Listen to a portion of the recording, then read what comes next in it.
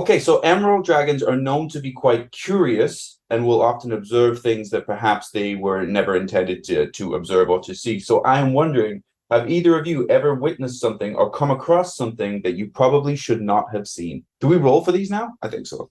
Let's just roll anyway. Sure. I We got a make the 5. rules. I got a 5. I got a 9. I got 2. Pepperina Two. first. Yeah, I mean, probably. I do. I mean, like, as a kid, I remember seeing my parents, like, put out presents in the middle of the night that I wasn't supposed to. I don't know where that was No, going. no. Like Christmas presents. You know, that's definitely something I wasn't supposed to see.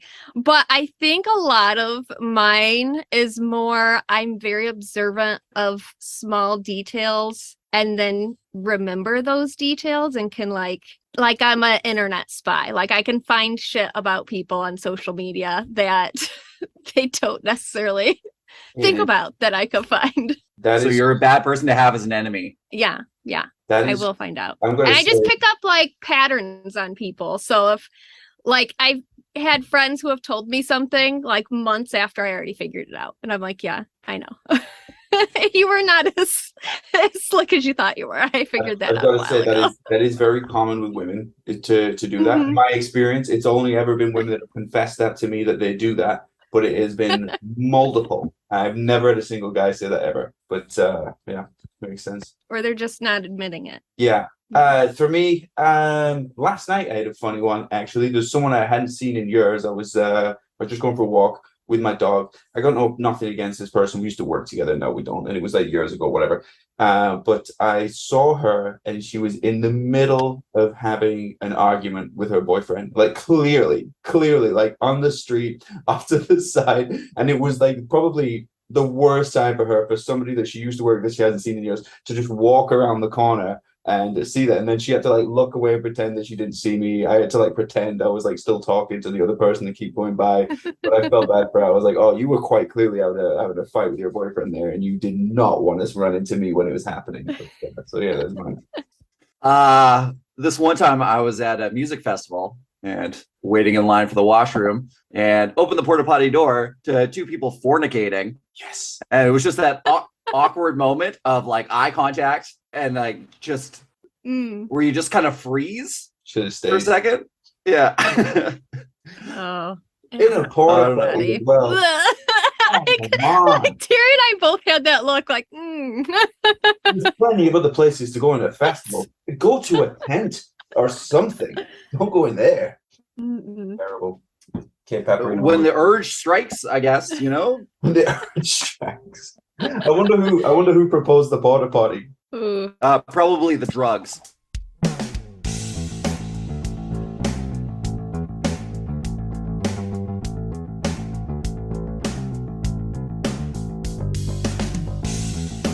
Welcome to the It's a Mimic podcast, where you never know what you're going to get.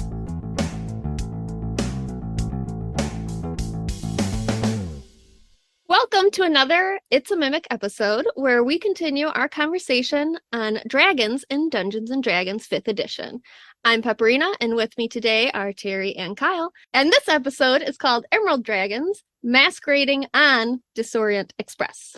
I'm not sure if I should give the same reaction because that was your second take. The people at home don't know that's the second take, but I'll try. Oh, clever name. Clever name. In this episode of the It's a Mimic podcast, this panel of Dungeon Masters is going to finally get around to another kind of tunneling dragon, the Emerald Dragon. Looking for an ally against fire giants? Need a dragon to walk amongst your PCs undetected? How about an ancient and wise dragon who gets bashful in front of company? So the Emerald Dragon is another gem dragon to have similar coloration as Dragon from the Monster Manual. We've seen this with the Sapphire Dragon and the Blue Dragon, the Crystal Dragon and the White Dragon, and the Topaz Dragon and the 3 yellowish metallics. How do you guys feel about bait and switch scenarios where players find themselves suddenly interacting with the wrong kind of dragon? Yeah, I'm okay with that. I always feel like any kind of good thriller novel, wherever you think you're going or whatever you think you're going to find, it should always be not quite what you expected. And I think the party eventually gets to the point that they expect that it's not going to be what they expected, but there should be new and interesting ways of it being unexpected, and this is a good one. So Yeah, and I think the gem dragons are meant to be a little bit more rare and unheard of. So it would make sense that they would think it was one of the more popular dragons that more people know about, and find out that it is not. I'm not against it in principle. And in fact, if you were going to use the bait and switch scenario for the dragons, I think green and emerald would make a great one to use, considering like the duplicitous nature of green dragons. However, I think you should always leave clues for your players to find, so they can have a chance to figure it out for themselves before just like throwing it on them. Mm-hmm. yeah, they should always be the point where they go, oh, we should have figured that out based on this, instead of going, what the hell, like you just pulled the rug. Yeah. Yeah. Okay, before we get any deeper into this, let's cut to an ad break. We have previously covered quite a bit in our discussion on Dragons in 5th edition. For all those episodes and more, you can follow or subscribe on Spotify, Apple Podcasts, YouTube, and dozens of other podcast apps. And if you'd like to support us, you can donate through the website, check our store, or join our Patreon and get access to other episodes and series.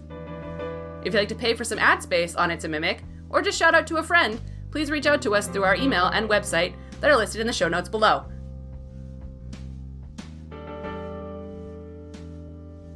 On the It's a Mimic Patreon this week, I am joined by Jeff on the Campaign Builder series, where we dig into why the inclusion or removal of roads can make overland travel in your role-playing game feel very, very different or dangerous. Also, some patrons will start to see some Patreon-exclusive merch getting shipped out this month. You can check our Patreon or our website for more details. Both are in the show notes below.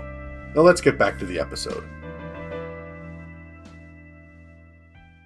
Okay, so to start off with the Emerald Dragons, like usual, we will start off with Fizban's quotes, and we get 2 of them here. Although Emerald Dragons are wise beyond telling, they usually answer questions with some vague jibber-jabber, like, the answer lies within you. Frustrating. And then the second one is, have you ever heard an Emerald Dragon purr? It sounds like a tremendous, lethal, and adorable earthquake. I like the idea of dragons purring. Yeah, I like that as well. Mm-hmm.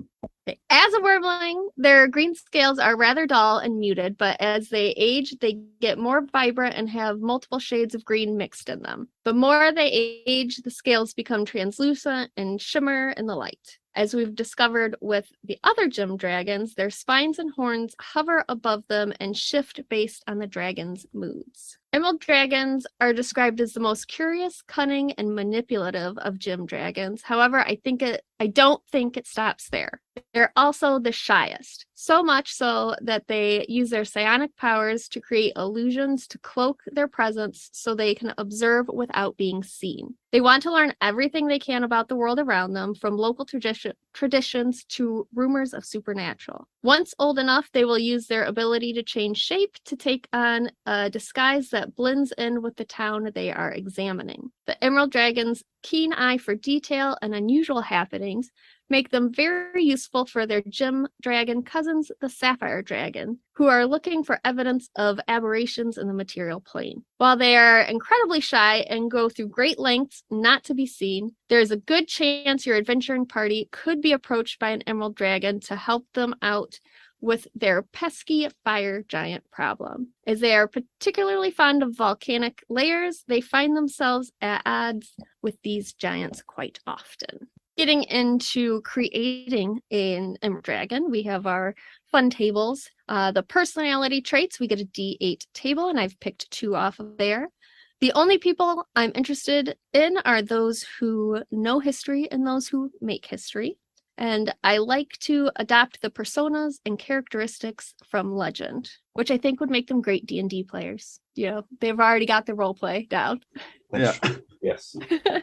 But they'd be the worst metagamers. They would just know everything. They would know everything. They'd be the rule lawyers of it. Like, well, actually, that's not how it happened. For ideas, we have a D6 table, and I picked nurture. Rearing a child is our best chance to make sure our own stories are passed on, and that can be any alignment. And I think that's so very dragon-esque of thinking about having kids, because it's very conceited still. Like, it's very egotistic that I'm having this child so they can carry on my story. Yeah. Yeah, Like the people who name their kids. having the Sorry. child is about them more than Yeah, the child. more than the child, more than like, I Yeah. want to bring a life into this world to create more things. No, I want somebody to tell my story. It's like who was it? George Foreman named all 7 of his sons George, Yeah. and then his daughter Georgina. Yeah. It's very much that sort of level of like egotistic. Yeah. Yeah. Oh, that's somebody else. Who else did that? Oh, Rampage Jackson from the UFC did that. He named all his boys Rampage and then named his daughter Paige in the same idea. Yeah. Okay, looking at their spells, as Wyrmlings at will, they can use Mage Hand, and the hand is invisible, and Minor Illusion. At young, once per day, they add Detect Thoughts, Invisibility, and Silent Image. As adults, they add Dispel Magic, and Silent Image turns to Major Image. And at Ancient, they get Etherealness and Mislead. From the Adventure Hooks table, I picked 2 different things. An Emerald Dragon seeks heroes to participate in a dramatic reenactment of a legendary battle involving dragon riders. And an Emerald Dragon invisibly tails a party of adventurers, causing trouble for the heroes so that the dragon can watch how they respond. I think that really like leans into the neutralness of them. Like, they're not meaning to cause them harm or anything. They're just curious and want to know. Yeah. Like, good or bad, however this turns out, I don't care. I just want to know how it plays out. For their layers, Emerald Dragons like especially warm layers. Volcanoes or anywhere with lava pools are their favorite. With their burrowing ability, they will create tunnels all around, both to make their travel from place to place easier and yours more difficult. Some may lead to giant empty pits, while others will lead you right into a pool of lava. I picture this to be sort of like the Winchester Mystery House, with halls that lead to nowhere and doors that open to like a 3-story drop. If you guys are familiar with that house at all. Yeah, I've been there. Yeah, Yeah. that's very much how I imagine their lair to be. Is just like yeah. a mystery of tunnels and hallways that make 0 sense at all. Yeah. Along with these traps, they will go to great lengths to hide their hoard chambers using both illusion magic and the natural construction of their layers to do so. For their lair actions, they get 3. And the first one is Beguiling Whispers. The dragon telepathically whispers to one creature within range of the dragon's telepathy, which I believe is 120 feet all across the board. They must succeed on a DC 15 wisdom save or be charmed by the dragon until initiative roll 20 on the next round. They must obey any commands the dragon gives them that is not directly harmful to them. Then they get Distort Perception. The dragon attempts to alter the perception of one creature it can see within its lair. That creature must succeed a DC 15 intelligence save or take 4d10 psychic damage and have disadvantage on saving throws until the start of its next turn. And then last, they get Vanish. The dragon becomes invisible until initiative counts 20 on the next round. The map we are given is part of a vault buried deep beneath a city that was built atop a dormant volcano. Parts have been caved in and sealed off from the city so the noxious gases don't escape into the city above it. There are several lava tubes that the dragon uses to come and go when they aren't filled with lava. The Great Hall is a place in the center of the lair, and the dragon spends a great deal of time here with a watchful eye on the door that's sealed to the top of the city, never really trusting that it won't someday be opened and they'll be discovered. Above the Great Hall is a treasury room where the dragon stores its most valuable treasures. Due to a nearby lake and the collapsing of some of the tunnels, there are some flooded pathways. When the volcano is active, the water will bubble and boil and fill more of the tunnels before draining into the lava tubes. Connected to these watery caves is an underwater cache where the dragon stores its gold and gems. At the top of the map, far from the underwater features, is a hatchery that the dragon has lovingly carved out with 3 rooms. The rest of the vault is kept in the way it was designed by the original creators. The dragon appreciates the historical architecture and design, and if you're lucky enough to ever get a tour of it, they will take you through much like the curator of a museum. For regional effects for these guys, we get crystal profusion. Natural stone within 6 miles of the lair grows plentiful crystal formations and veins of emerald gemstones.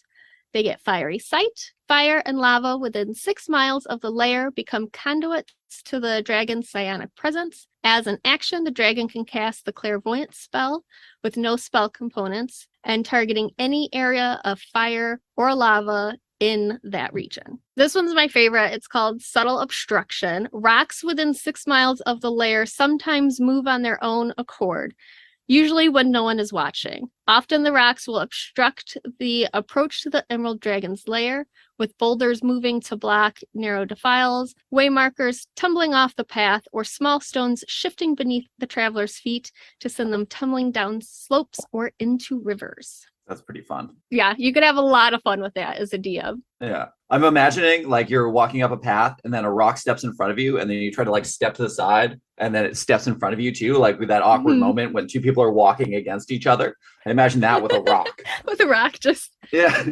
Can I go this way? Yeah. I like that they try to be sneaky, the rocks. I imagine like Solid Snake in his box in Metal Gear games, like sneaking around, like you can't see me. Yeah. I'm here. And then last we have thriving wildlife. Giant lizards are attracted to the area within 6 miles of the lair and settle there in large numbers. If the dragon dies, the giant lizard population returns to normal within 1d10 days. The rocks immediately stop moving, and crystals and emeralds remain, but now grow at a normal rate. Why is it, do you think, that it attracts lizards? It is their favorite food. Oh. We okay. found this with the topaz dragons. Also, they attracted giant squids. So they attract their favorite food? Yeah. God, I wish I could do that with Eggs Benedict. The Eggs Benedict. Okay, as far as their treasures go, emerald dragons are a bit different in their preferred treasure from other gem dragons, as they would much rather collect coins than a kind of gemstone. They find different types of coins fascinating and will have an extensive collection of various coins throughout history and regions. Along with coins, these dragons love to collect cultural artifacts, pieces of history, and magic items that have illusion magic in them. They might not care much if a random gold scepter goes missing, but if you take a piece they deem important to a historical event, they will release their rage, no matter how seemingly worthless that item might look. This makes an interesting view on the value of a dragon's hoard, because as we've learned in previous episodes, their age and power is based on the amount of value to their hoard. So is that a perceived on what the dragon seems is valuable or what society would deem valuable? I would say it's probably what society would deem valuable. It has to be worth a certain amount, but the dragons have different things in their hoard. So white dragons, for example, will collect like ships and stuff. But that's still very valuable. To society, so. When you look at their art items that on the list that they give you, they're pretty fun. I picked out 2. A gravy ladle belonging to Laurel Rumbledeep, a famed halfling gourmand, and rusty chains used to bind an orc master thief, Corgus, before she escaped and conquered half the lands of the south. So I sort of imagine their hoards being like an old person's estate sale, like just random stuff that doesn't look very valuable, but like meant a lot to them, you know? Yeah. Their silver spoon collection going for $2,000. Yeah. All right. So that is what we have for like the lore and background here. Before jumping into mechanics, how do we feel about the lore surrounding these dragons? Let's roll for it. 16. Oh, 4. I got 2 again. 2 again. 16. How do I feel about it? Yeah, I like the lore. They're interesting. I thought maybe they would annoy me because they're just kind of curious and they're always watching you. But I think you can. I think you can be clever with that. I've got some ideas for encounters which aren't just going to be straight like trying to kill the dragon, but maybe trying to take something from them. And obviously, they're going to protect these hordes because they're very proud of them. But with their abilities and their temperament based on the lore, I think it'll make for some very frustrating encounters. So I actually like them. I don't like the way they look. I think they look a bit weedy. I don't like that. I don't know. I think with the way they look, it sort of lends to their wanting to blend in. Like they're very thin and long.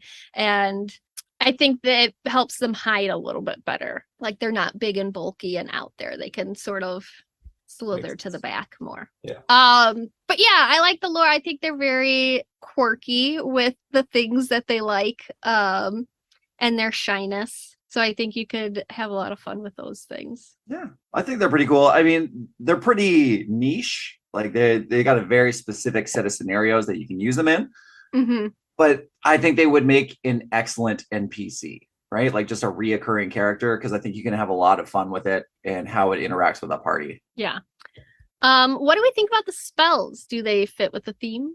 We'll keep the same. Let me just go back up to these spells real quick. Yeah, absolutely. I like lower level spells, clever usage of lower level spells, and I think Mage Hand is a great addition for them. Yeah. I got lots of. I'd get creative with how to use Mage Hand. So yes, I do like them. Detect thoughts is good. For this, they want to know what your intentions are if you're entering their lair, and then silent image as well. That would be useful too. But yeah, I think these spells are on. Yeah. I had not heard of etherealness before looking at these guys. So I did look that up and I came up with kind of a cool idea with those. They go into the border of the material plane and the ethereal plane. So they're just sort of like, they can't be seen in the material plane, but they can see into it. Right. And it lasts for 8 hours. So that would be a really great way for them to hide themselves and still see what's going on. But what if you had a character or a player that could go to the ethereal plane? Like, I know some rangers can go to the ethereal plane, kind of like a misty step, and then come out over here. What if they popped over there and there's just an emerald dragon watching them that they had no clue was there? That's just watching the party. I think that would be a fun way to just introduce that this thing's been watching you the whole time. Yeah, even like for the hours leading up to getting to the lair, when you're around, like, okay, let's do the night's rest as everyone does. Then we'll go in the morning, and you're like talking about your plan and what we're going to do. They could be in border ethereal right then. That would be great. Yeah. So I thought that was there's a lot of really clever ways that you could use that one. I like that a lot. I think that's really fun. I like their spells quite a bit. I mean, I would like to see more utility spells, something like legend lore or identify. But I mean, I guess as an NPC, you can give them whatever relative information you want. But it just seems like it would fit, right? Mm-hmm. But I do like it. I mean, you could always put that in one of their like magic items that they collect too. True. Good point. All right. How do we feel about the layer details and regional effects? Yeah, let me just go back up again real quick so I've got them in front of me. I love the layer actions and the regional effects. You know what? I would make it as a challenge for me as the DM to try and like win or do very well in this encounter without directly fighting the party. I would try to use the layer actions and the regional effects. The regional effects of the subtle obstruction, for example, where the rocks and stuff are moving, that could still be happening even after the party has gotten deep into the lair. So the way out of the lair is not the same as the way in, and that would be incredibly stressful if you're using like the lair actions well. So like distort perception, where that gives them disadvantage on saving throws, the stress there because of the psychic damage as well. But then if you follow that up with is it beguiling whispers on the next round? What does yeah, that's where they can speak telepathically. There's another one, maybe it was in the spell. Doesn't matter. Anyway, like mislead or something, but like distort perception where they get disadvantage on the saving throws. That's very stressful for them, especially if they're taking psychic damage, and especially if they now can't find the way out. Especially if the dragon is going into the ethereal plane or border ethereal. They can vanish as well. If they're tunnelers, these guys are tunnelers. That's always good for separating party members. So there's ways that you can make these encounters very stressful without directly damaging them on your turn. So yeah, I like it. Yeah, I mean, especially with the vanish, them just becoming invisible.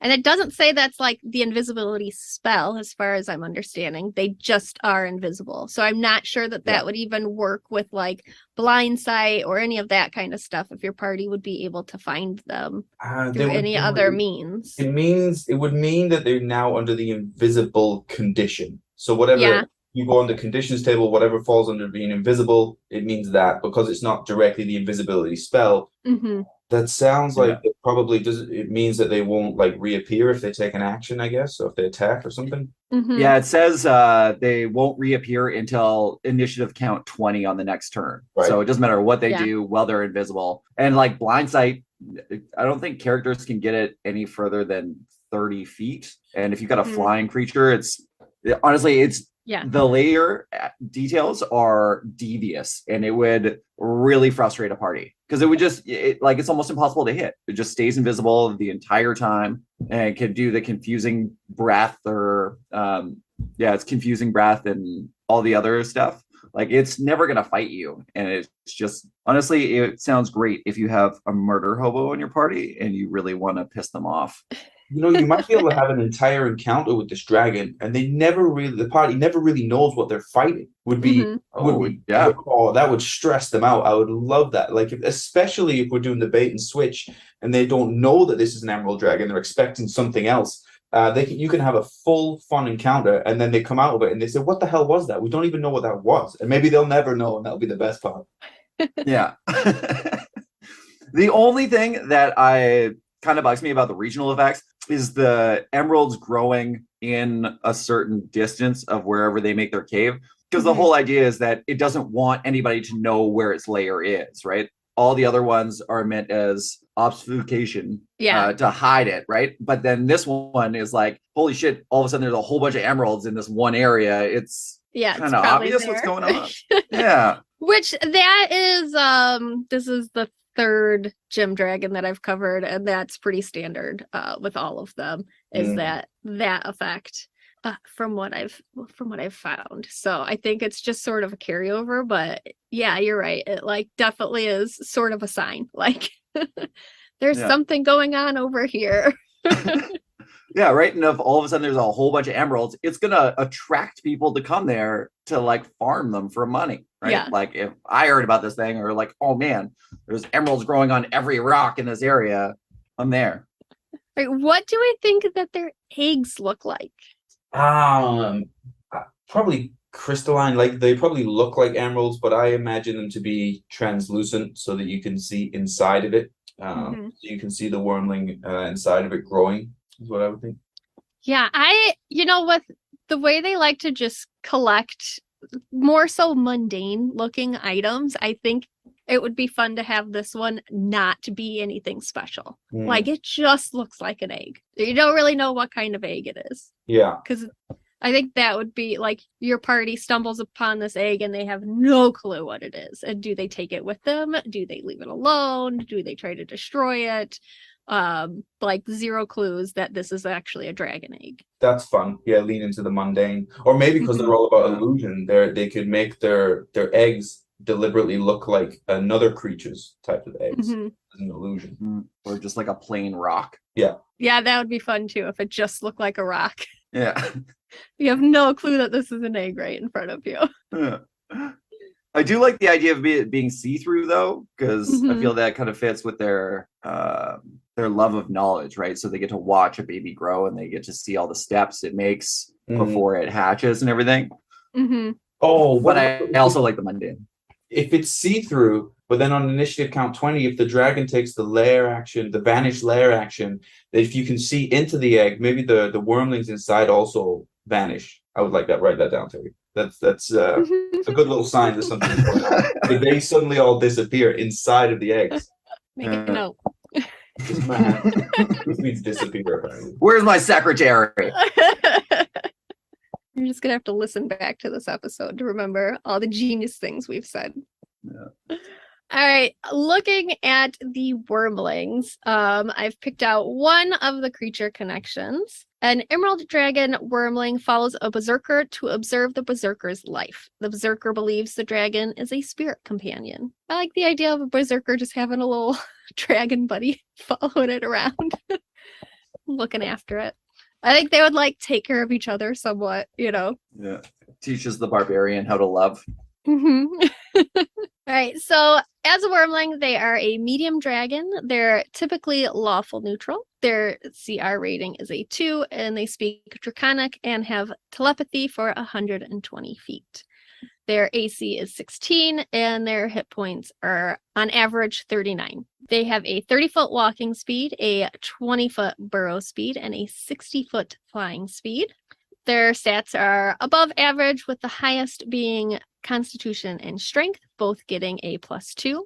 Charisma and Intelligence also get a +2, and Dexterity and Wisdom both get a +1.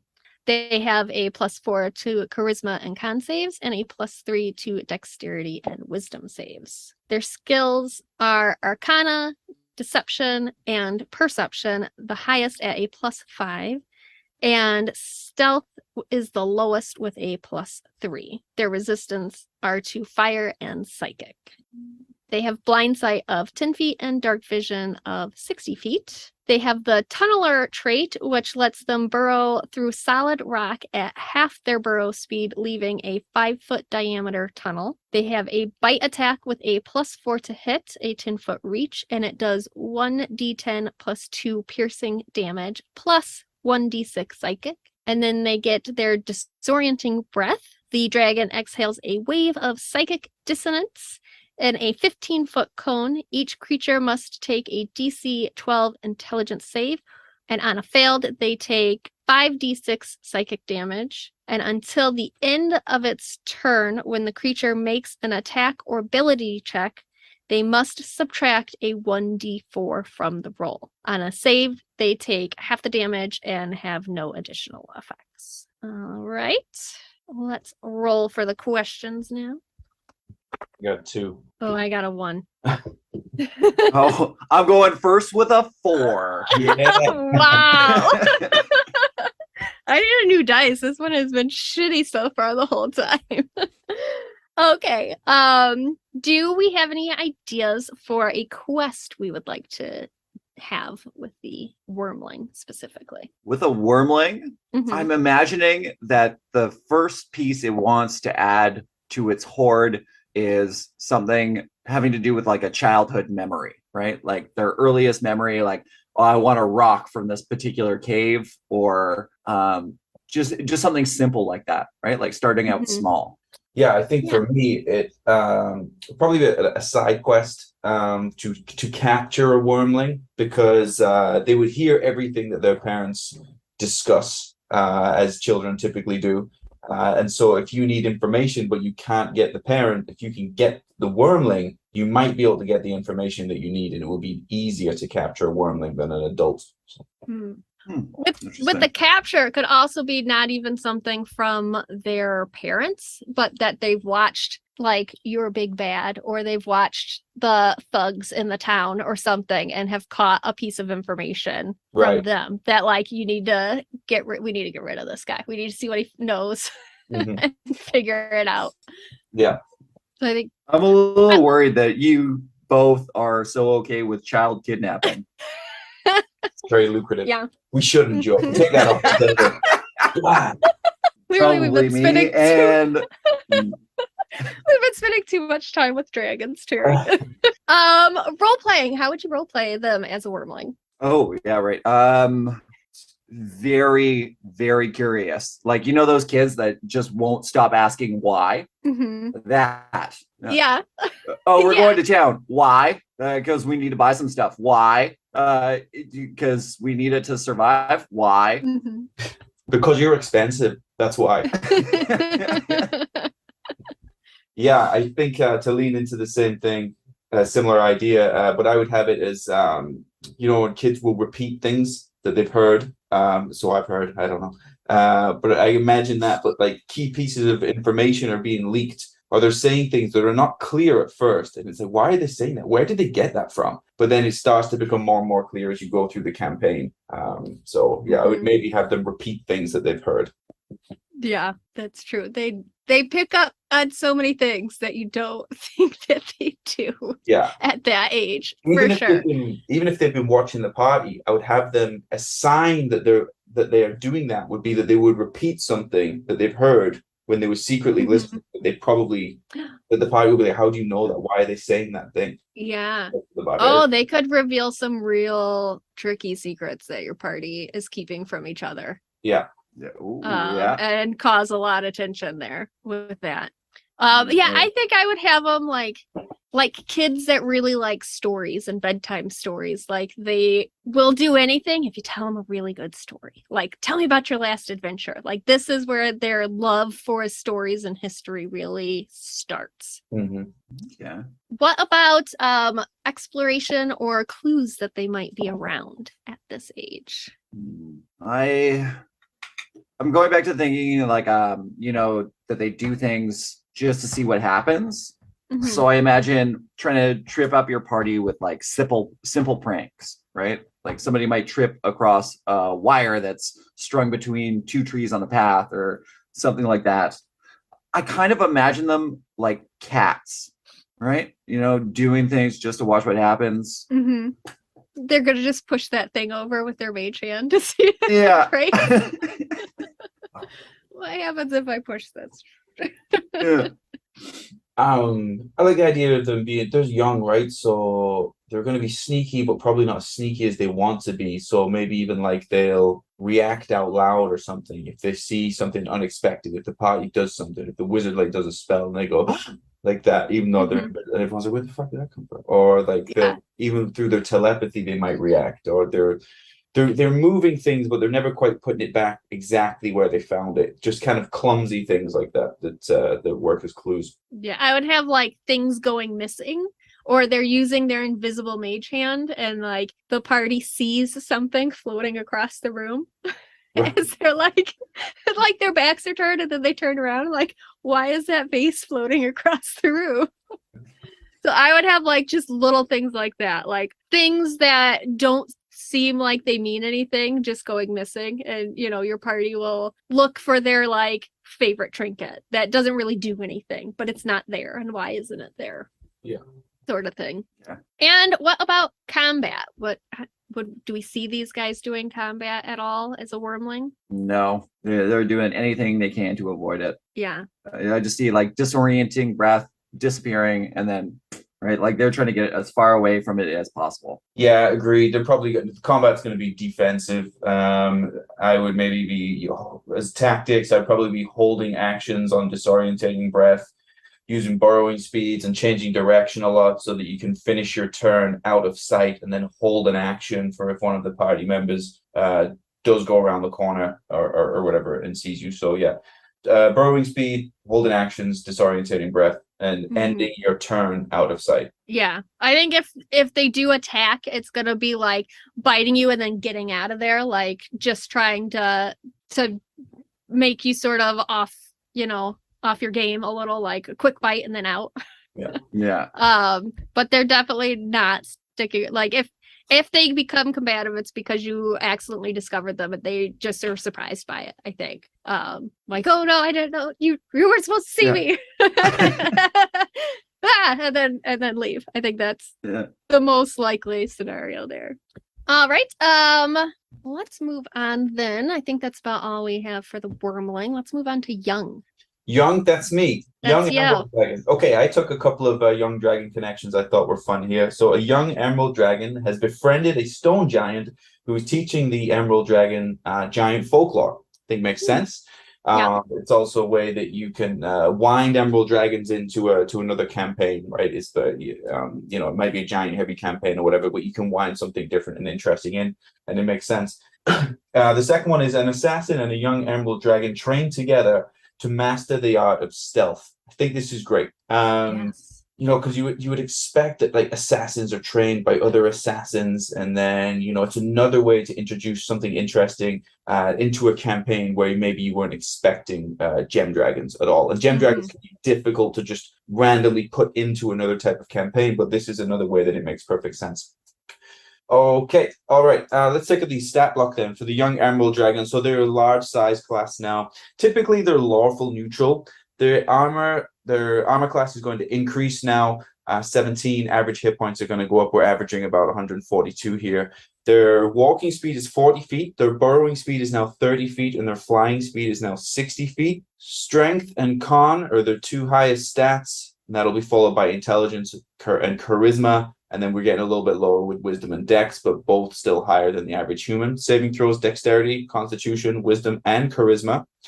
Skills include Arcana, Deception, Perception, and Stealth. Damage resistances, so Fire and Psychic. They get 30 feet blind sight now, 120 feet of dark vision, and a passive perception of 18. The dragon's passive perception is always important to note. I think often it's not noted well enough, and then sometimes it goes the other way where people will say, oh, dragons automatically see you because they're dragons, but it's not. There is a passive perception. It's 18 in this case. Common, Draconic, and Telepathy now for languages, and that's a challenge rating of 8. So with their Tunneler ability, Pepperina, I think you went through Tunneler, didn't you? So I probably don't need to touch on that again. Yes. Did it increase? The thing that changed is that the diameter of the tunnel is now 10 feet because they're a large size category. Which also operates as a clue, I suppose, for the size of dragon that you're dealing with.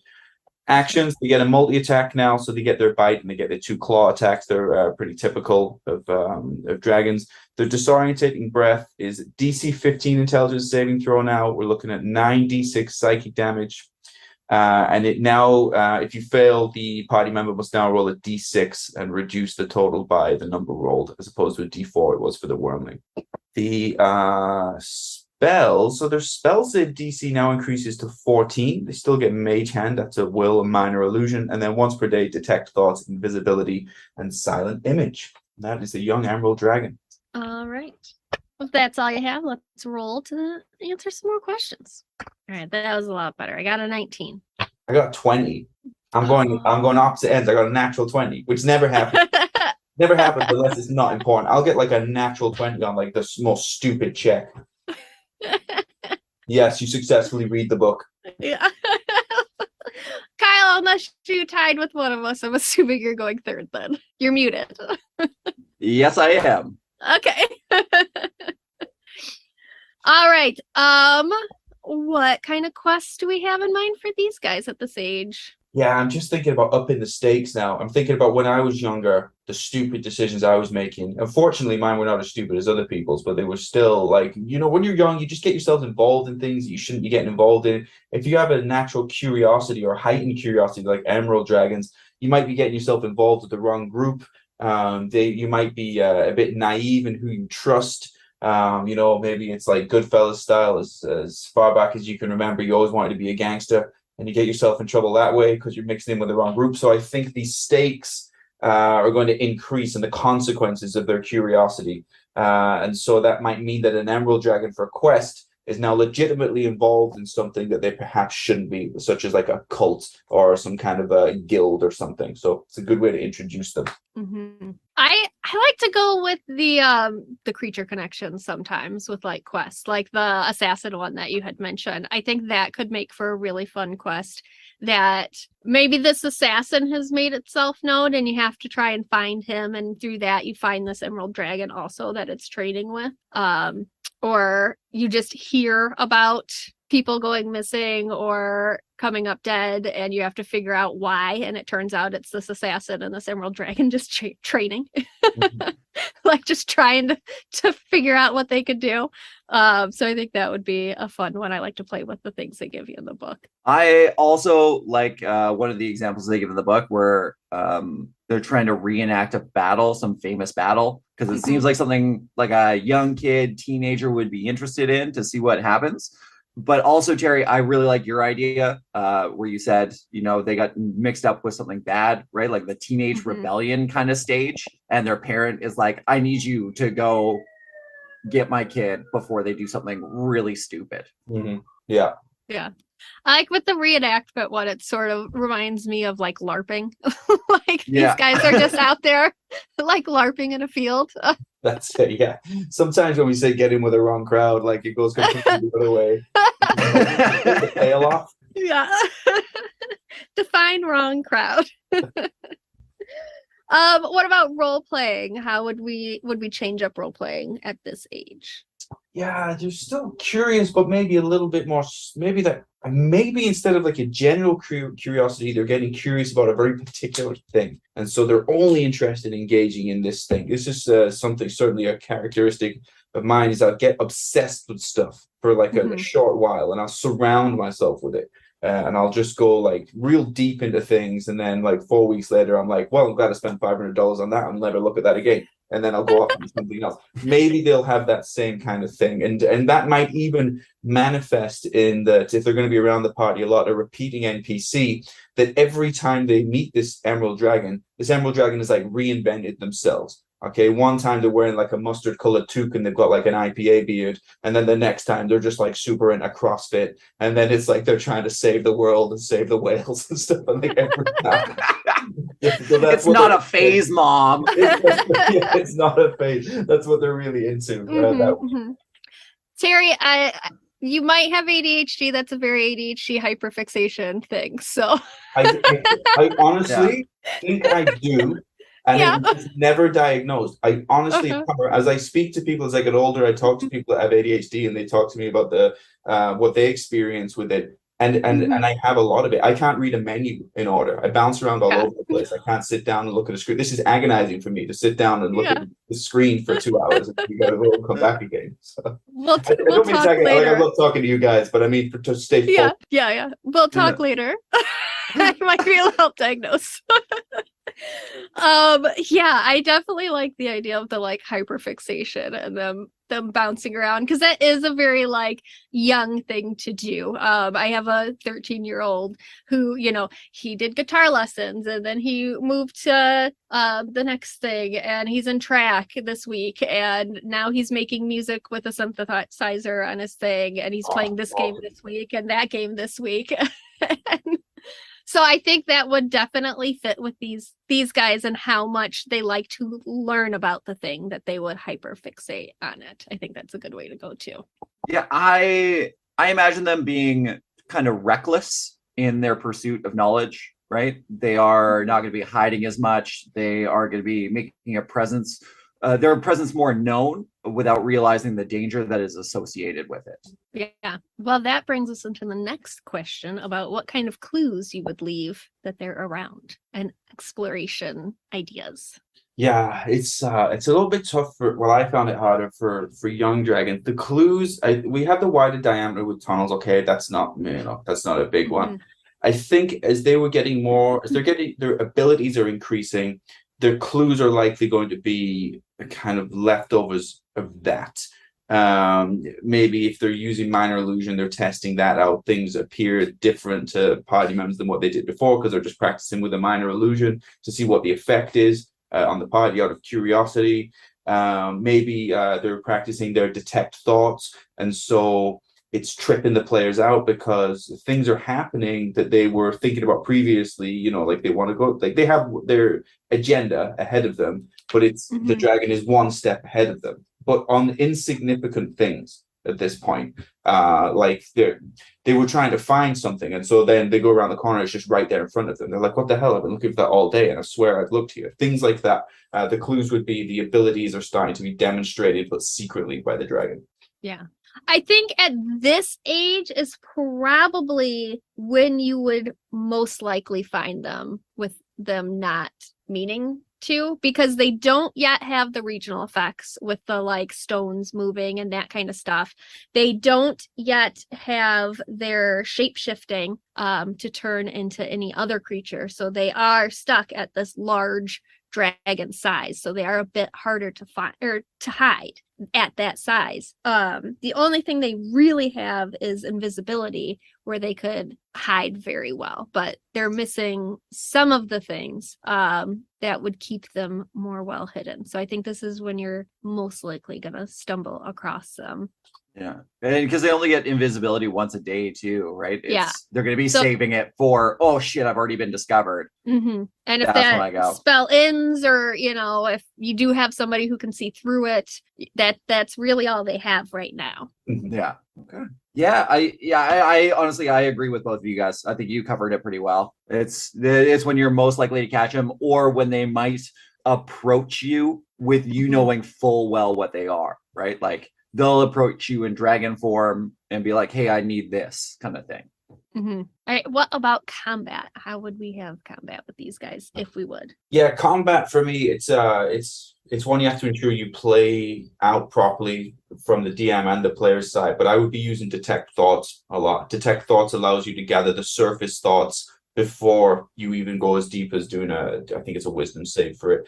And so that means as an action, you can determine what the intentions of a particular party member is. So at this age, I think they'll be able to figure out who's the wizard or who's the casters, and they will be able to figure out, is the intention by the party to hurt them? Is it to talk to them? Is it to steal something from them? And so they can always be at least a half step ahead based on the detect thought spell. You have to use it properly and responsibly. You got to play fair with it. But it means if you do that as an action, you then know where you should probably move. You then know if you should burrow, if you should be out of sight or not.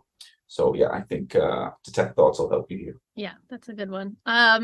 Yeah, their burrow speed goes up to 30 at this point. Their flying is 60, their walking is 40, so they're going to be hard to catch at any point if you come across them. And again, I don't think they're going to be combative off the bat.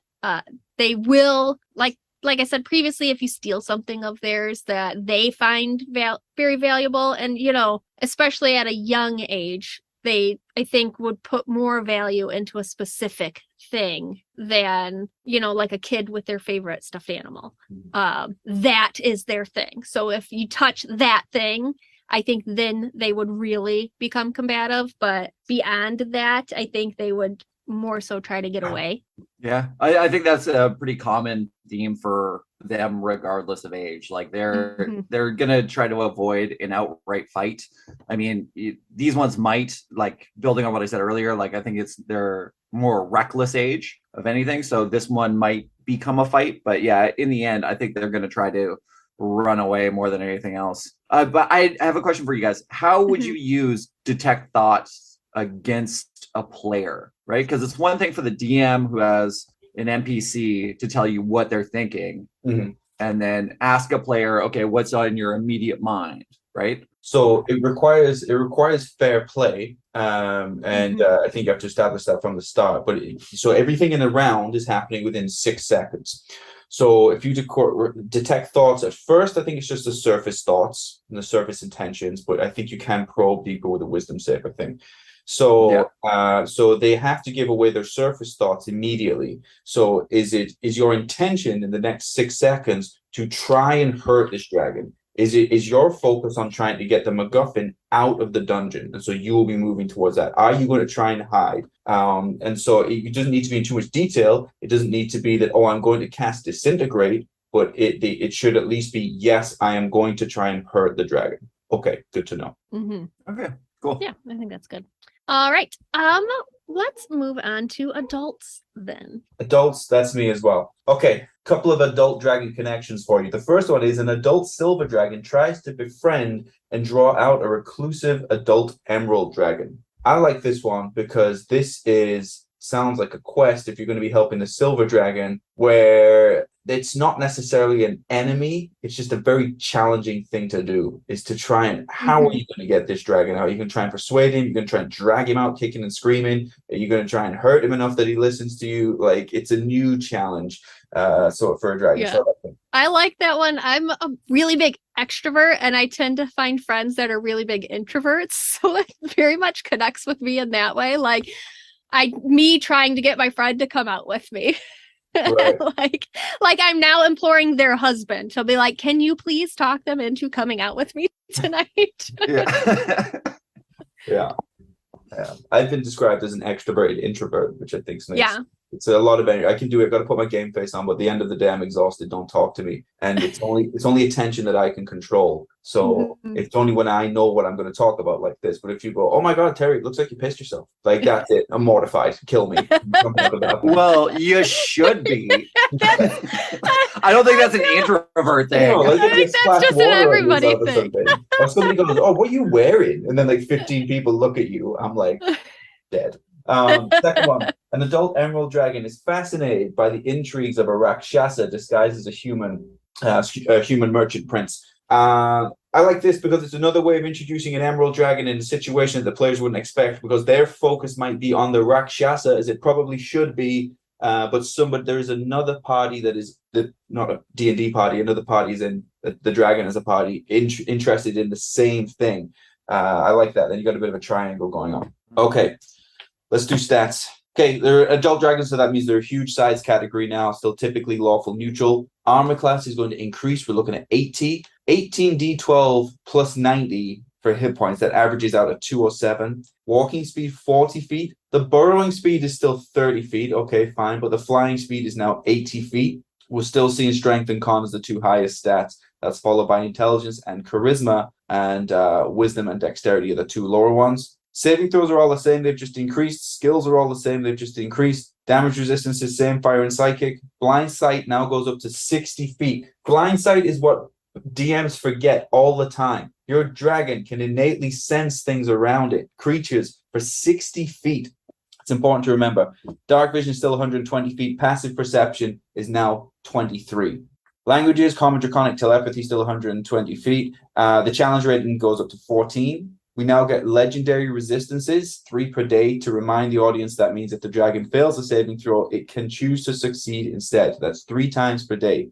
Shift perception once per day. This means the dragon can cast hallucinatory terrain without any spell components, and it uses intelligence to cast it. It's a spell save DC of 17.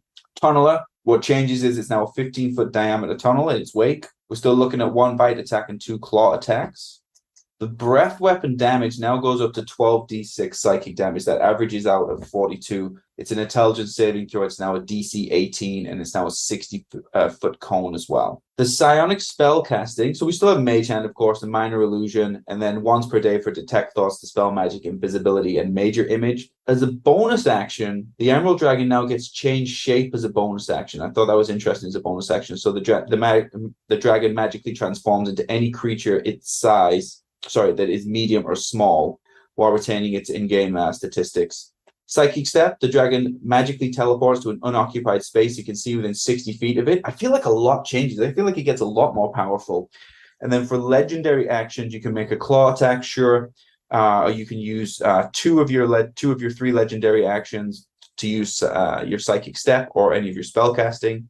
And for 3 actions, you get Emerald Embers, which is the dragon creates a dancing mote of green flame around a creature it can see within 60 feet of it, and that target must succeed on a DC 17 dexterity saving throw or take 9d6 fire damage. I like that as a legendary action. Okay, that's it for adults. That's it. All right, let's roll for these questions. Now I got a 1.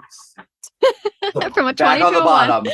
I think it was 221, so maybe Your next one might be back up. I got a 10. I got a 6. All right. First with a 10. Okay. For quests with these guys, I think for me at this age, I would be leaning into that fire giant problem that they seem to have. This is where I think they would come up to you, and I would have them use their change shape, and you don't actually know that they are an emerald dragon when they're coming up to you. Just a townsperson saying, hey, we have a fire giant problem. You guys look like you could handle it with me. And then going that route. I building on the Rakshasa connection one. I like the idea of the party gets sent in to deal with the Rakshasa, but as they're going in, this emerald dragon appears to them and goes, listen, I need you to back off because I'm watching this guy and I can't have you interrupting my study. I love that. So now the party has to decide what is more important, dealing with the Rakshasa and potentially having to fight an emerald dragon as well, or make it their enemy, or make the original quest giver their enemy. Yeah. Oh, man, I love that. Yeah, it's giving me inspiration. Yeah, I like that. I'm probably going to steal that idea, I think. I like the idea of, as an adult, they're so confident in their abilities and their ability to kind of blend in with their changed shape and all of that stuff. But their curiosity maybe is much more heightened to the point that they're actually getting involved in the humanoid society now, maybe even in politics or some positions of lower power, because that's where they get information from. But naturally, because they're reclusive, they're probably quite negligent of their responsibilities. So maybe you're just like, they're in a power position, but they're not actually doing anything to help people. They just want all of the knowledge. And so that can kind of manifest itself as like a neglected town where the people are really unhappy with what they think is a humanoid who's in charge. In actuality, it's an emerald dragon who just wants all of the information, but isn't really interested in using it for the good of the town because they're neutral. So that's not their priority. Interesting. Oh, it'd be a really good spy master. Yeah. Mm-hmm. Let's talk about role playing at this age as adults. For me, I think, like I said, if you see them, they're gonna be in just like a town's person. Like they try to blend in with the town that they're in, so they're gonna be very nondescript. But maybe like working at a library, something like that. Like your party goes into a library to look up some information, and that's where this dragon is. And you get talking with it, like, oh, why are you looking up that? And tell me about your stories and what have you seen? And that's the kind of thing you're gonna to find with this one. They're not gonna come out and say, I'm a dragon, but they are gonna want to know what you know. So I think like a library type situation is a fun place that you would find them unknowing. Yeah, I love that. I think that's great. Yeah, honestly, I think you covered it pretty well there. Yeah, they're not gonna present to you a dragon form. They're gonna come off as non-threatening but curious as well. Yeah, I think curious but not focused on what they should be focused on, which would maybe come across as a clue that they're an emerald dragon. Like especially if they're presenting themselves as a humanoid, you have to go. It's a D&D game, so you have this situation you have to deal with, and you spend all of this time trying to explain what's going on, and this is how we think you can help, and whatever. And they're just not focused on what you're telling them or what you think is interesting. They're just more like, let me stop you there. Why are your shoes blue, but everything else is red? But you've just spent 15 minutes explaining something like that, or even if you don't know that, but if you don't know that they're an emerald dragon, to go back to like my person who's maybe in like a political position or something, it's for the party, it'll be incredibly frustrating because it's like this person is constantly not focused on what we need them to be focused on, and it's just a sign that they're an emerald dragon. So I think, role playing is probably curious, but curious about the wrong things and when they're in an important position. Yeah. From that going into like clues and exploration, I kind of like the idea of, because they like to collect things from like historical events and people that are in power or make history, like if they are in that position of power, or if they're like allowed in that group of people, they're taking like the cup from the king, when he's not looking. They're like, it's not a fancy cup necessarily, but he drank out of that cup at dinner, and so it's important. Yeah. So when nobody's looking, I'm gonna mage hand that into my bag. Just like random things like that are gonna come up, like, I swear there was a candlestick here, why can't I see anything? And it's because they took it because it was the candlestick at this very important meeting that happened. Yeah, I like that. That also makes a good quest. Like king invites you in. It's like stuff has been going missing, and there's a thief somewhere in our castle, and we can't figure out who it is. I need you to figure it out. Or they think it's some like weird little folklore, like fairies come in and steal your things at night. And it's really just underpants gnomes. Yeah, like it's really just this dragon. Yeah, clues and exploration for this one. I don't know. I don't think I have anything that really stands out to me. Yeah, I think you covered it already. Yeah, agreed. Over the last two, it's going to be difficult. It depends, unless they're integrating themselves into society somehow, and then there's little clues based on how they're acting. But yeah, the clues are going to be more subtle the older they get, right? And it's going to be harder to detect it. It's going to be like little things that you can almost never trace back to them, I think. Yeah, that's right. Yeah. Though at this age, we do have the regional effects. So that would also be another way to go with Oh, there clues. you go. Yeah. Yeah. True. Good point. So this could be where you could have fun playing around with like rocks shifting and like, why am I always falling into like the river? And well, like your party just becomes very clumsy because the rocks move from underneath them and you're always making dexterity saves. Or wherever they're housing themselves. So if they're integrating into a humanoid society and they have a house or a home in the town, those same regional effects will be happening in there. And that can be like furniture moving slightly or something. And like you're just always noting that like a party member is like stubbing their toe on the you stub your toe on that same table again. I just moved the table out of the way. I don't know, man. It happened again. I went around the table specifically. Like yeah. You Or did you know, it. like on the Modern Family, like on Modern Family, like Phil in the one step that he always like trips on the step every time. That step again. All right. So combat at this age. I think for me it would be more combat with, not like against an adult emerald dragon, but with them. You are going on a mission like against the fire dragons or the fire giants with these dragons. You are helping them out. So I think it would be more fighting side by side with them would be fun versus fighting against them. Mm-hmm. Yeah. I think fighting against them sounds incredibly frustrating. Like, I would agree with it. Chances are you're going to go with it. It's going to recruit you because it needs your help with something.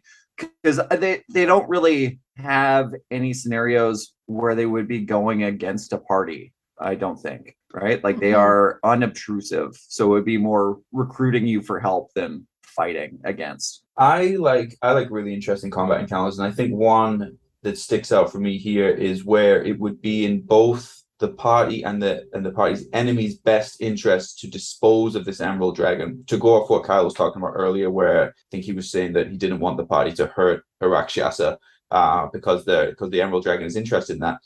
In that encounter where the party is supposed to fight that Rakshasa, the emerald dragon should be using his Disorient breath against both sides, against the Rakshasa and the party, because he doesn't want them to kill each other. To the point where it becomes in both sides' best interest if they temporarily team up over the next 30 seconds of in-game time here, over the next 5 rounds. Hey, can we both stop fighting, kill this guy, and then we can go back to our fight right after? I love those weird, interesting encounters like that. And I would do that with an emerald dragon, where you got to team up with your enemy temporarily to get rid of him so you can go back to trying to kill each other. Yeah. Screw off. I'm just trying to murder this person. Yeah. I did a weird thing like that to my table just a few weeks ago. I had a Dracolich and a Big Red. They got trapped in the lair at the party between them, and both of them said, fight for me and kill the other guy. And so they were like in the combat trying to decide like who are we teaming up with on this round and like how do we get away and stuff. I love Just that. everybody hits everybody.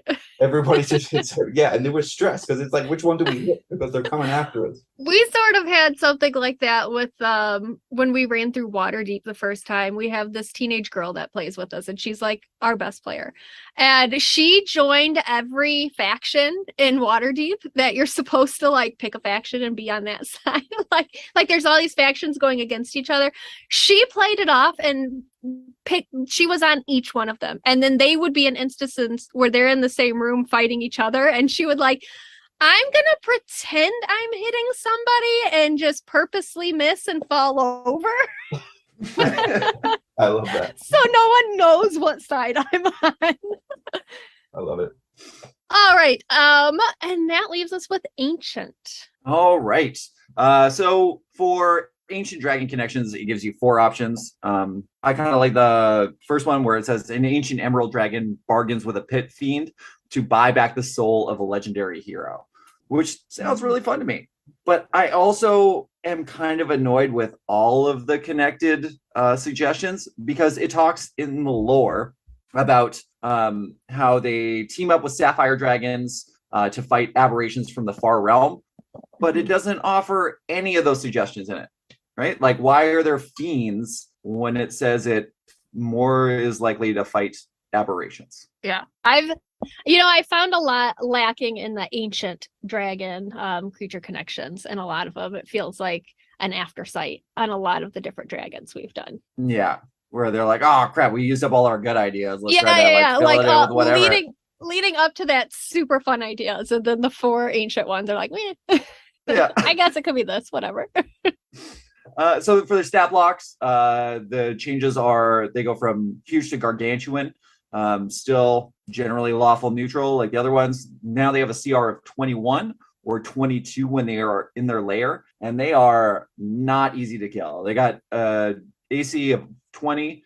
Their hit points are over 300 at this point, and add to that the lair actions of perpetually keeping themselves invisible and able to teleport. They're going to be tough to even hit, much less kill.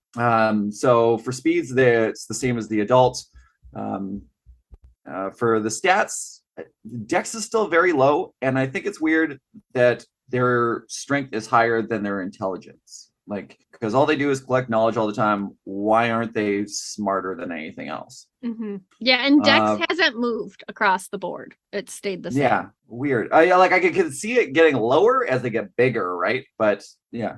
Anyways, for saving throws, just a little bit higher than the adults. Once again, they don't have an intelligence saving throw, which is weird to me. I think they should, and I think they should also have advantage against being charmed because of they are psionics, right? They can read people's minds. They've had all this experience with it. They should be more resistant to it. But for skills, sorry, brain fart there. For skills, they have perception as their highest, which makes sense considering they're watchers and they like to avoid any sort of conflict. So they like to see threats coming. But I think stealth should be higher, right? Because they are also hiders. And also, why do they not have history as a skill? Oh, I was going to ask that. I was going to wait for you to be done and ask, why don't they have history? Yeah, that's very true. The resistances and immunities, same as the adults. For their spell casting, their DC goes up to 20 for their spell save, and the invisibility spell is replaced by etherealness, and they also gain mislead.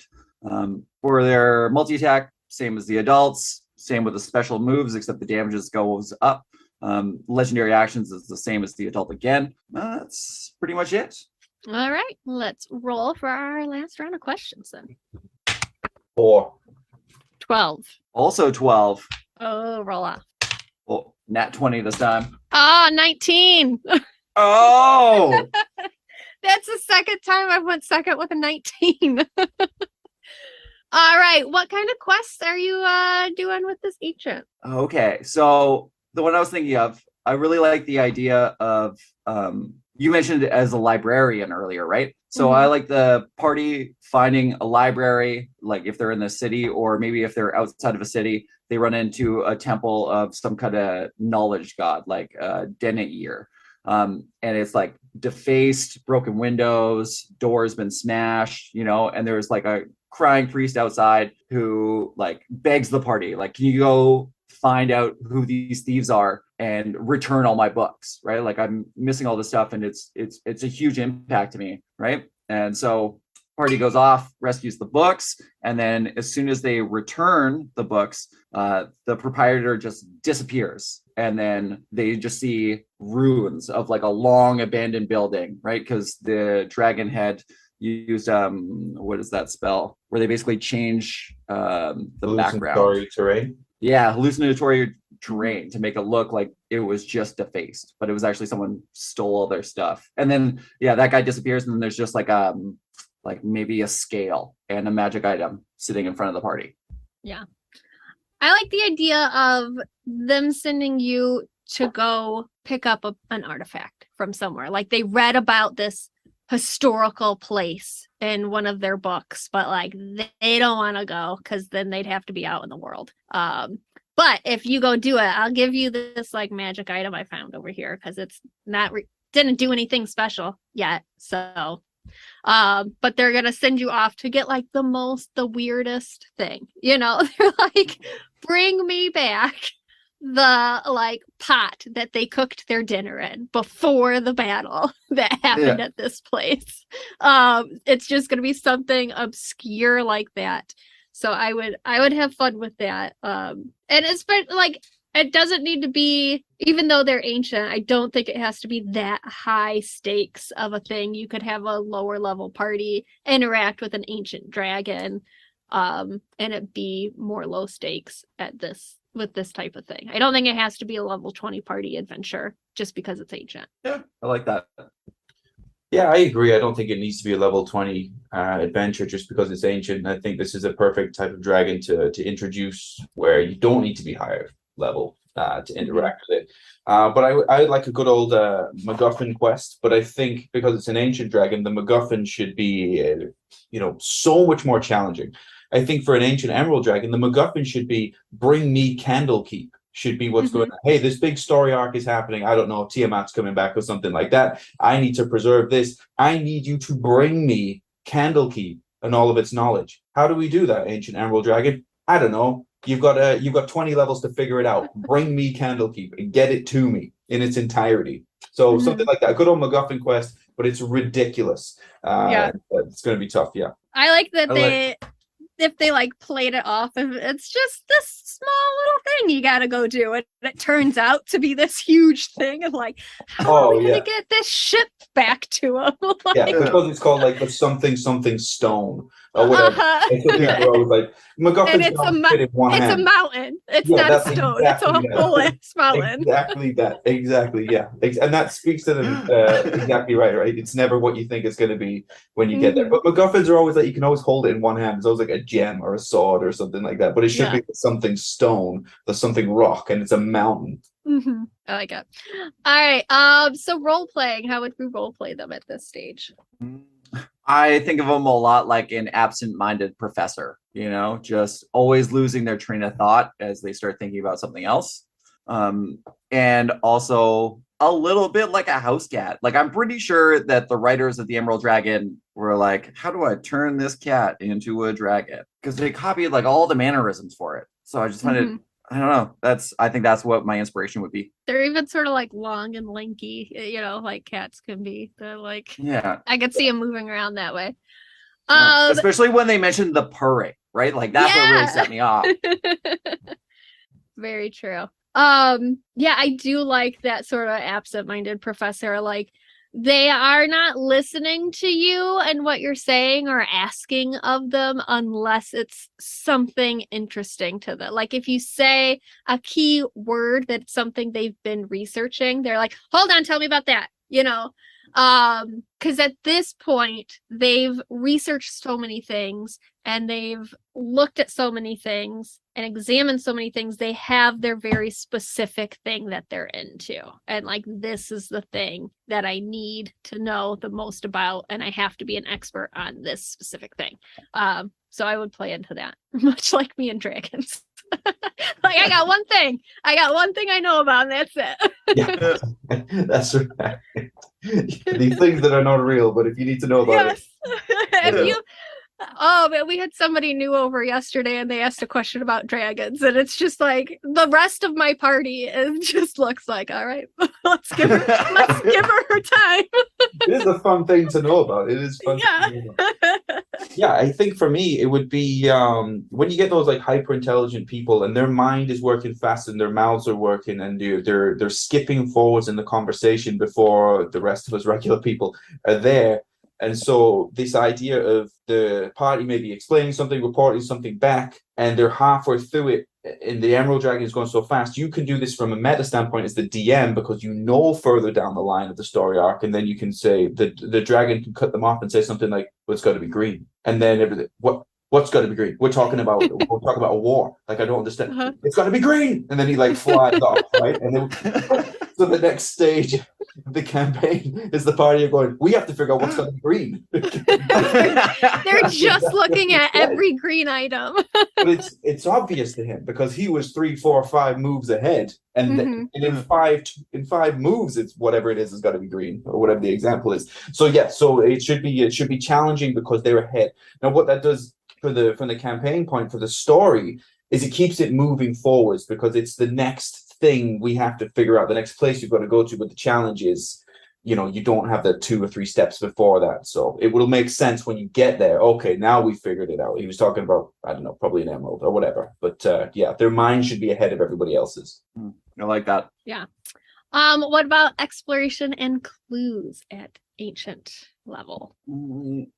I mean, I think an emerald dragon is an excellent resource for characters, right? And if I was going to do it, I think I might play it as, you know, pretending to be a mystic, right? Where it reads the player's futures and gives them really, what's the word I'm looking for? Not unhelpful answers, but very vague answers, right? Like, you know, fortune is coming in your future kind of thing. Yes. Right? Well, and that was one of the quotes that Fizbin said, is they speak in riddles and don't give you very direct answers. So Yeah. for sure. I mean, you're not gonna know they're there at this point unless they want you to know that they're there. At Ancient, they have definitely mastered their hiding from things and blending in. I do like at this stage, it would be fun to do the thing with the ethereal spell where your party, somebody happens to pop over to the ethereal plane and shit, there's an ancient dragon looking at them. Yeah. Like, what do you do? I think that would be a really fun way to reveal that this dragon's been watching you for a while. Yeah, I like that. Yeah, I think this may go in more into role playing. We'll try and figure out how to do for exploration and clues. Although they're very intelligent, their intelligence is 20 at this point. You know, there's a difference between like IQ and acquired knowledge. And I think these guys will have a very high amount of acquired knowledge, that they've read books and they've learned things or whatever. But it doesn't necessarily mean that they are academically more intelligent than your wizard. And I might lean into this a little bit in that when it comes to like problem solving, maybe they didn't quite figure out the puzzle, right? And so they still, so your adventuring party is going through the dungeon or whatever, you get to the gate and you can see the scrawlings of somebody's trying to figure out how to open the door or whatever, but like the equation is wrong or something. And that is like your wizard does his intelligence check or whatever, and he figures it out. And then that moves the Emerald Dragon to their next stage because they're invisible, so they'll move with you. So these little clues there along the way that they maybe have acquired knowledge, but they're not necessarily more intelligent than your highest intelligent party member. Interesting. Yeah, I just think there's ways that you can do that with like, because I don't like with dungeons and stuff like that. It's funny how it's apparently nobody's ever been there before. None of the traps have been set off, and it's a finely swept stone floor every time. And there's never signs that other people have been there. So I want signs that the Emerald Dragon has tried to get through. And although they're very intelligent, your wizard might still be more intelligent than them. Yeah. I think that's great too if, you know, your party is having particular problems with your puzzles. Yeah. Right? It's a good way to give them clues and help them along. And it sounds really fun. Like the idea of an Emerald Dragon giving this quest to a party because he's like, oh shit, I got stuck. I need some help. Yeah. But I don't want them to know I need help. Mm-hmm. Right? Yeah. So they're just going to pretend they're too busy to like work on this thing. So I need you to work on this because I've got way more important things. Yeah. But really, they just can't figure it out. I like that. Okay, what about combat with these guys? I mean, they're going to be avoiding it like the other ones. I know they don't really seem all that interested in killing other than, you know, fire giants. And if they are going to fight you, I see them laughing at you doing it, right? Like they're going to be trying to lead you off cliffs using hallucinogenic backgrounds and like commanding you to do weird things. But I think that's it. I think they would get into combat for the laughs and then just leave halfway through. Yeah. I think if you do get into combat, it's likely going to be in their lair because they're not really leaving a whole lot.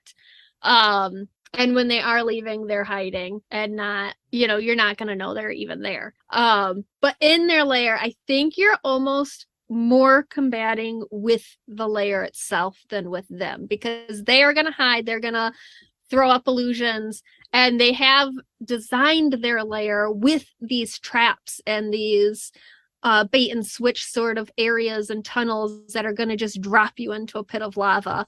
So I think you would be more so at combat with the layer that you are in, and the dragon is just going to throw the obstacles in the way for you. Mm-hmm. Yeah, I agree with that.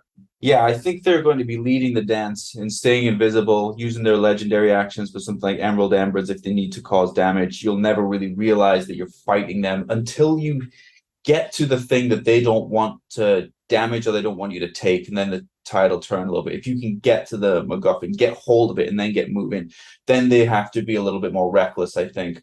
And then maybe like reveal themselves. They're gonna have to grapple you. They're gonna have to try and get hold of it or something like that. But up until that point, you're right. It's going to be more like you're trying to fight the lair itself. It'll never be totally obvious that the dragon's around. You may this can be a combat where you're not even rolling initiative. It's just that you have an invisible dragon his legendary action is if you try and pick this lock, he will set off emerald embers or something like that, right? And so it can be very confusing for the party because they might roll a 27 on the sleight of hand check to pick the lock, but it's not that it was trapped. It's that this invisible dragon is going to set off his action if you succeed.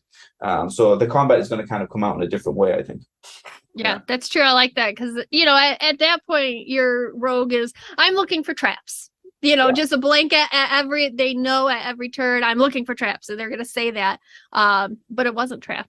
You just pissed it off. It also it gives you an opportunity to use the skills in a different way. So it might be like, okay, I want to pick this lock or whatever. So you get them to roll their sleight of hand, and they roll really high, and then it might be an insight check after that for them to figure out, oh, the effect didn't come from this. It's come from something else, somewhere else, or a perception check or something. So you can then use the skills in a different way, I think. Yeah, okay. I like that. You know what it makes me think of? The Wizard of Oz, right? Where it's just a man behind a curtain with a bunch of switches. Yeah. Right? Like that's what I imagine. He's like standing at the center of the lair and watching the party go through and just like and like pulling switches to like turn on traps and stuff. Yeah. Because he can basically see everywhere with the lava, right? That's right. Yeah, with their fire, being able to see through fire and lava. Yeah, he doesn't even need direct line of sight to the party to be able to know where they are and do all these things to mess them up. And all complex traps. Sorry. No, you're good. Do we have any final thoughts for Emerald Dragons? Anything you'd like to add?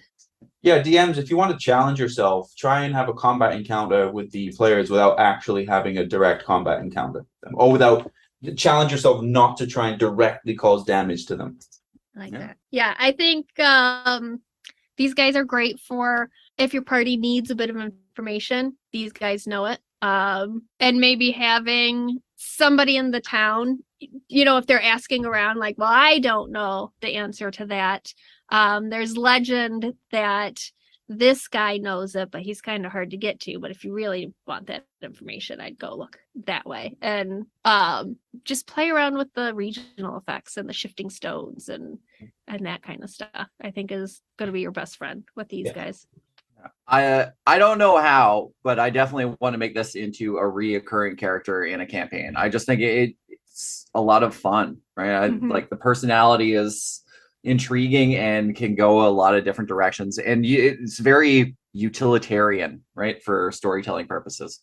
Yeah, absolutely. I think they want to be a part of history. They want to know history as it's happening. So maybe they heard a story from a bard about your party, and so they want to know more about your party. So they start following you. Like your party gets famous enough that they start taking interest in you. Would be a fun way to have them reoccurring. Yeah, I like that. All right, so before we wrap up this episode, let's cut to our last ad break. If you've been inspired by the conversation in this episode, please feel free to reach out and share your creativity and ideas with us and the rest of the community. You can reach us on Facebook and Instagram or on our subreddit r/it'samimic. Also, if you're feeling particularly generous, please follow and subscribe and leave us positive reviews, likes, and comments. Engagements like that help us pop up on search engines and keep this show running. So that's all for our discussion on Emerald Dragons. Make sure that you subscribe or follow and check back regularly to see what inspirations and insights we'll have for you in the future. Next week, we'll be delving into one of the classic ways that adventurers used to spend their gold, back when gold mattered in previous editions. Thank you for listening to another episode of the It's a Mimic podcast. If you'd like to support us, we have a donate button on our website, www.itsamimic.com, a store with some It's a Mimic merch, and a Patreon. This episode and others can also be found on Spotify, Apple Podcasts, YouTube, and most other podcast apps. Thank you again for listening to the It's a Mimic podcast, where you never know what you're going to get. This has been an It's a Mimic production. Please check the show notes for this episode to see links, time codes, and credits, and don't forget to reach out and share your own inspirations.